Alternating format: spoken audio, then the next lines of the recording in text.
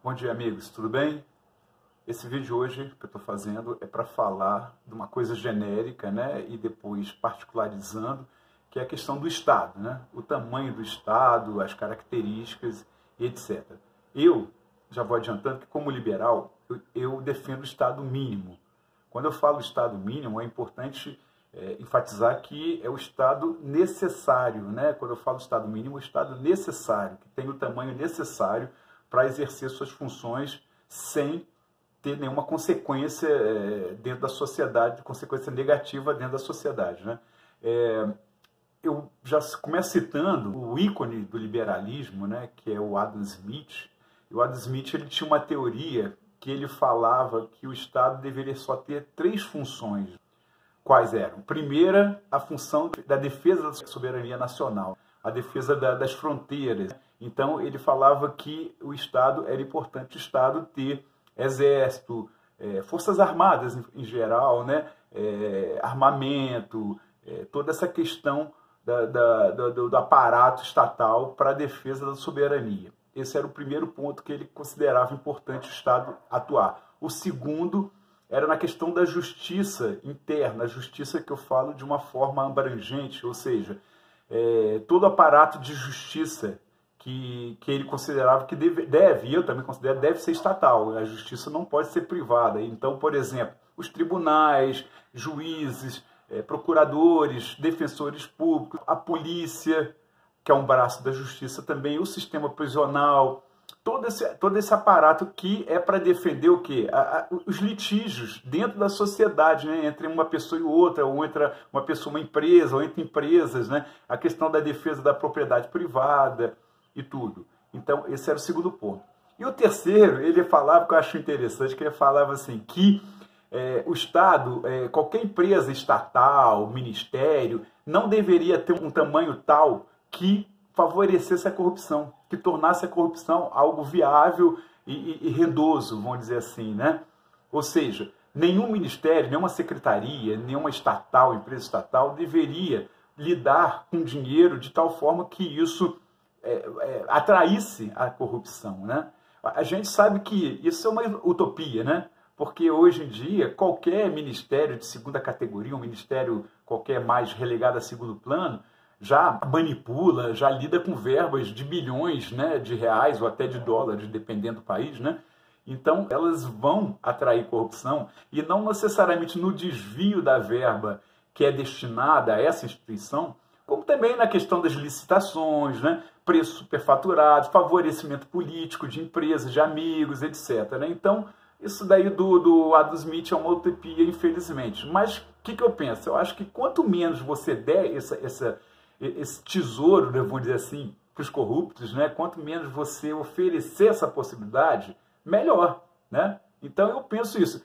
E esse é o primeiro ponto que eu queria destacar nesse vídeo. O segundo é a questão de como o Estado, quando a pessoa vai para o Estado como político, etc., né?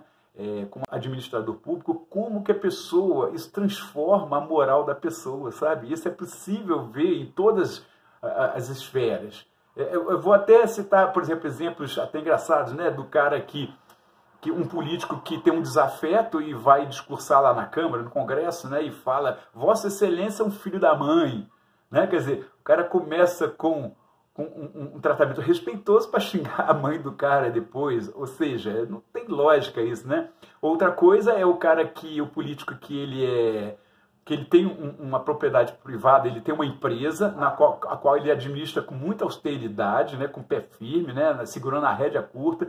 Assim que a empresa entra no vermelho, ele corta gastos, ele despede, demite funcionários. E quando ele vai administrar uma empresa estatal, ele tem outra postura, né, normalmente mais chegada para o populismo, né, que é aumentar salários, contratar, dar mais folga. Então, quando você vê hoje muitas dessas empresas, autarquias e tudo, você percebe, por exemplo, quando tem feriado, são as primeiras a emendar feriado, já trabalham menos horários, né? Você vê o próprio Congresso, segunda e sexta praticamente inexiste no trabalho do Congresso, no trabalho legislativo. Ou seja, fora a questão salarial, né? Todos os penduricados, o salário que já é razoável, né? Para alto, né? E ainda tem os penduricados todos. Então, o Estado tem esse problema. E o que acontece? Essa coisa externa para nós, indivíduos, isso é que é o pior.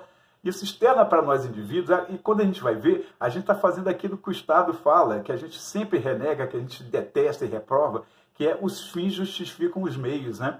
Porque essa frase, os fins justificam os meios, isso é horrível, né? Eu acho. É de uma monstruosidade enorme, sabe?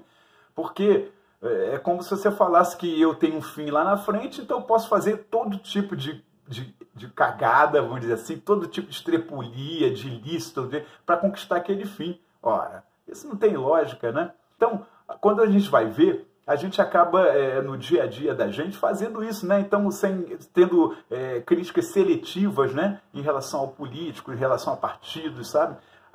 A gente acaba, por exemplo, apoiando fulano, né? Um cara que a gente não gosta, mas a gente apoia fulano porque ele vai dar pra gente, ele vai entregar pra gente aquilo que a gente pensa, né?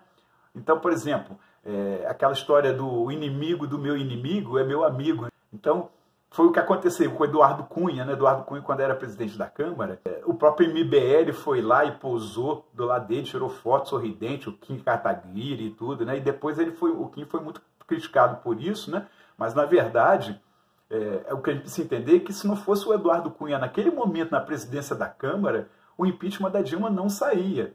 Quando o Kim foi lá e abraçou, e o MBL foi lá, ele não abraçou apoiando o Eduardo, apoiando integralmente. Ele foi lá conquistar o apoio do Eduardo para uma pauta que a gente considerava importante, sabe? Então é difícil você dizer quem usou quem ali. Não foi o Eduardo Cunha que usou o MBL, né? Para algum motivo pessoal, né, promoção pessoal, mas pelo contrário, me parece que foi o MBL e a população que usaram o Eduardo para conquistar aquilo que a gente queria, que era o impeachment, e acabou conquistando.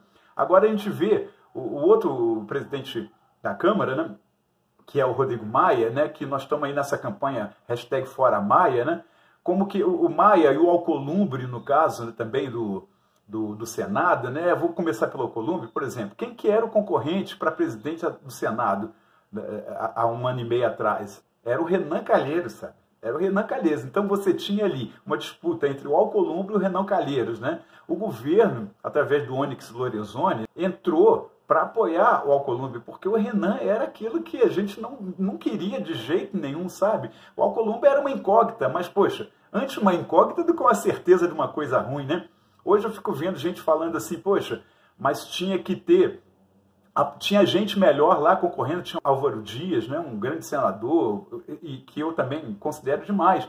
Mas só que tem o seguinte, infelizmente na política é assim, quando você apoia alguém que tem ideias mais moralmente aceitas e que você se identifica mais, muitas vezes essa pessoa não tem chance de ser eleita, né? E você apoiá-la vai favorecer o seu concorrente, o seu desafeto, aquele que você menos gosta, né? Então, se você divide, a tal da história de dividir os votos, né? Você divide os votos, passa os votos, que você passasse os votos para o Álvaro Dias, quem seria eleito era o Renan. Então, o fato de ter apoiado o Alcolumbre trouxe mais votos para o Alcolumbre, né? E acabou que o Renan desistiu do páreo, né? O Rodrigo Maia também foi apoiado também pelo governo, pelo PSL, que era o partido de apoio do governo, né? E agora tranca um tanto de pauta, deixa caducar várias medidas que nós votamos no Bolsonaro para que essas medidas fossem aprovadas, né? Poxa, a MP da carteira digital, a MP dos balancetes das empresas, sabe? Desfiguraram a questão do pacote do crime do Moro, eles desfiguraram, fizeram várias mudanças, né? Enfim, o que acontece muitas vezes é isso, quando a gente vê na política, no Estado, você acaba tendo que agir de uma forma que não é moralmente aceita, ou seja, você diz, eu vou aceitar essa coisa ruim, porque essa coisa ruim vai me entregar uma coisa boa no final. Ou seja, isso é uma relativização moral. Isso acaba passando para a sociedade toda. Por isso que eu penso assim, o Estado ele tem esse problema de quem entra no Estado como político, como administrador, acaba sendo corrompido moralmente. Não tem jeito, sabe, gente? E quando eu falo Estado mínimo, mesmo o Estado mínimo, esse mínimo, pode ser o mínimo do mínimo, vai estar sujeito à corrupção, vai estar sujeito a ilícito. Não tem jeito. Então, a minha ideia, para resumir, é essa. Eu queria que essa coisa do Estado ficasse clara, porque o que eu defendo do Estado, né? Que é o Estado, esse Estado mínimo, esse Estado necessário, sabe? E que a gente pense muito sobre isso, sabe? Que a gente reflita sobre isso, né? Que o Estado ele tem esse problema, que é de corrupção moral das pessoas que o integram, tá? Beijos para vocês e bom dia.